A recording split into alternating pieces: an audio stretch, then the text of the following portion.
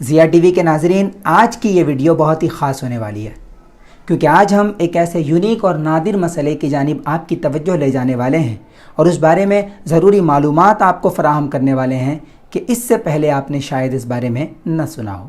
تو آئیے شروع کرتے ہیں۔ ناظرین، آپ نے یہ معروف حدیث تو ضرور سنی ہوگی کہ عمل کا دار و مدار نیت پر ہوتا ہے۔ سنا ہے نا؟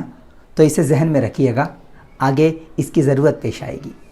ناظرین، ہم بات کرنے جا رہے ہیں یوم شک کے روزے کی۔ یوم شک کا روزہ، یہ کیسا روزہ ہوتا ہے؟ کوئی بات نہیں، ہم بتاتے ہیں۔ ناظرین، شعبان المکرم کی 29 تاریخ کی شام ڈھلتے ہی ہر چہار جانب سے ایک ہی شور سنائی دیتا ہے کہ رمضان المبارک کا چاند نظر آیا یا نہیں۔ نماز مغرب سے فارغ ہوتے ہی لوگ بلند میناروں پر، بلڈنگ کے ٹیرس پر اور دوسری اونچی جگہوں پر چڑھ کر ہلال رمضان کی تلاش میں آسمان کی جانب تکنے لگتے ہیں۔ اگر آسمان ابر آلود نہ ہو اور مطلع صاف ہو تو اکثر چاند نظر آ جاتا ہے، مگر بعض دفعہ ابر یعنی بادل یا گرد و غبار کے سبب یہ بات صاف نہیں ہو پاتی کہ چاند طلوع ہوا ہے یا نہیں۔ پھر کنفرمیشن کے لیے واٹس ایپ میسیجز، موبائل پر کالز اور زبانی پوچھ تاچھ کا سلسلہ شروع ہو جاتا ہے۔ ناظرین، عموماً چند گھنٹوں میں رؤیت ہلال کی شرعی شہادت موصول ہو جاتی ہے اور ماہ رمضان کا آغاز مان لیا جاتا ہے، لیکن بعض دفعہ یہ معاملہ صبح تک بلکہ دوسرا دن گزرنے تک صاف نہیں ہو پاتا کہ آج 29 شعبان کو چاند نظر آیا تھا یا نہیں، نیز یہ کہ آج کا دن 30 شعبان کا دن ہے یا 1 رمضان کا۔ تو ناظرین، کنفیوژن سے بھرے ہوئے اسی دن کو یوم شک یعنی ڈے آف ڈاؤٹ کہا جاتا ہے۔ ناظرین، اس شک کے دن میں لوگ کافی تذبذب کی کیفیت میں ہوتے ہیں کہ آج روزہ رکھنا ہے یا نہیں۔ چلیے تو آج ہم آپ کا سال ہر سال کا تذبذب دور کر دیتے ہیں۔ ناظرین، یوم شک میں روزہ رکھا جائے یا نہیں، اگر رکھا جائے تو اس کے متعلق کیا احکام ہیں، اس بارے میں فقہ اسلامی کے اندر تفصیلی معلومات موجود ہے۔ آئیے سلسلہ وار ان مسائل کو جان لیتے ہیں۔ ناظرین، یوم شک کو یعنی 30 شعبان کو صرف نفل کی نیت سے روزہ رکھ سکتے ہیں۔ نفل کے علاوہ اور کوئی بھی روزہ رکھا تو مکروہ ہے، چاہے فرض کی نیت ہو یا واجب کی نیت ہو یا مطلق نیت کی ہو، یعنی روزے کی نیت کرتے وقت یہ طے ہی نہ کیا ہو کہ کون سا روزہ رکھ رہا ہے، ان سب صورتوں میں روزہ رکھنا مکروہ ہوگا۔ ناظرین، اگر کسی نے یوم شک یعنی 30 شعبان کو رمضان کے روزے کی نیت سے روزہ رکھ لیا تو ایسا روزہ رکھنا مکروہ تحریمی یعنی ناجائز ہوگا اور وہ روزہ رکھنے والا گنہگار اور عذاب کا مستحق قرار پائے گا۔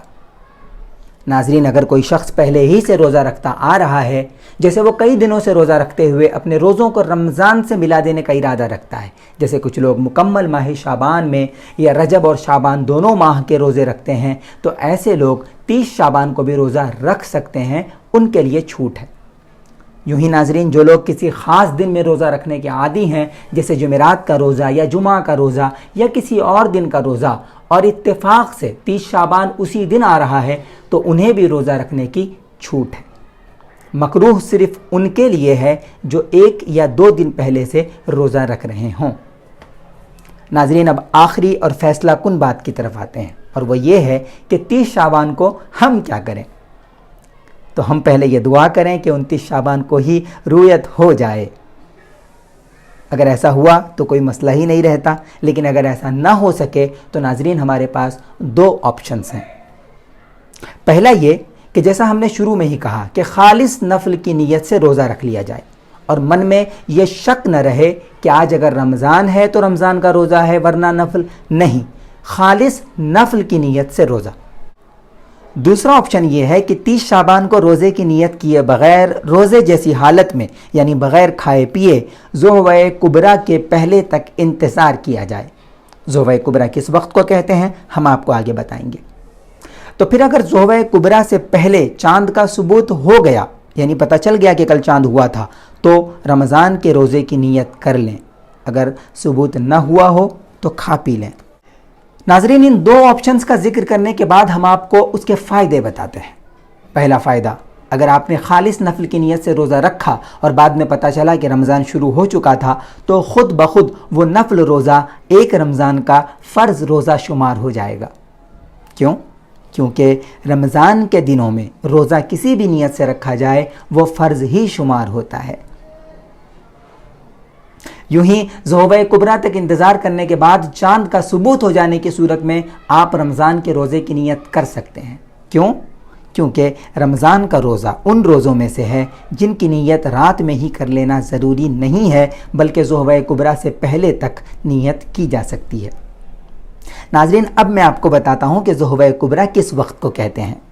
ध्यान से सुनिएगा। ज़ुहवा कुबरा सुबह सादिक से लेकर सूरज डूबने तक के वक्त का दरमियानी वक्त होता है। एग्ज़ाम्पल, जैसे आज सुबह सादिक का वक्त 6 बजे का है और सूरज डूबने का वक्त 7 बजे का है, तो ये पूरा वक्त 13 घंटे का वक्त हुआ। अब 13 का आधा 6:30 होता है, तो सुबह से लेकर 6:30 घंटे गुजरने तक जो वक्त है वो आज का ज़ुहवा कुबरा है। यानी इस मिसाल के अंदर आज का ज़ुहवा कुबरा का वक्त 12:30 बजे का है। इसी हिसाब से आप यौम शक का सुबह सादिक का वक्त और सूरज गुरूब का वक्त मालूम करें तो आपको ज़ुहवा कुबरा का आसानी से पता चल जाएगा। नाज़रीन, मुझे पता है कि ये मसाइल ज़रा पेचीदा हैं, आसानी से समझ में नहीं आते, लेकिन मैंने पूरी कोशिश की है कि जहाँ तक मुमकिन हो आसान अंदाज में आप तक पहुँचा सकूँ। अगर कोई बात समझ में ना आई हो तो वीडियो दोबारा देख लें, फिर भी समझ में ना आए तो कमेंट बॉक्स में हमसे पूछ लें। नाज़रीन, ये मसाइल हमने इस्लामी फ़िक़्ह की बड़ी बड़ी किताबों से अख़ज़ करके आप तक पहुँचाए हैं, तो इस अहम मालूमात को 30 शाबान से पहले पहले तमाम मुसलमानों तक पहुँचाने में हमारी मदद करें। वीडियो को जितना हो सके शेयर करें, हमें अपनी दुआओं में याद रखें। अस्सलामु अलैकुम वरहमतुल्लाहि ताला वबरकातुहू।